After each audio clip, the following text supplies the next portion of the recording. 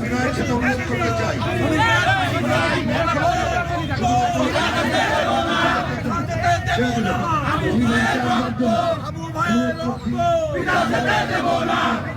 ভাই আমার কাছে দিন ভাই পাইছেন না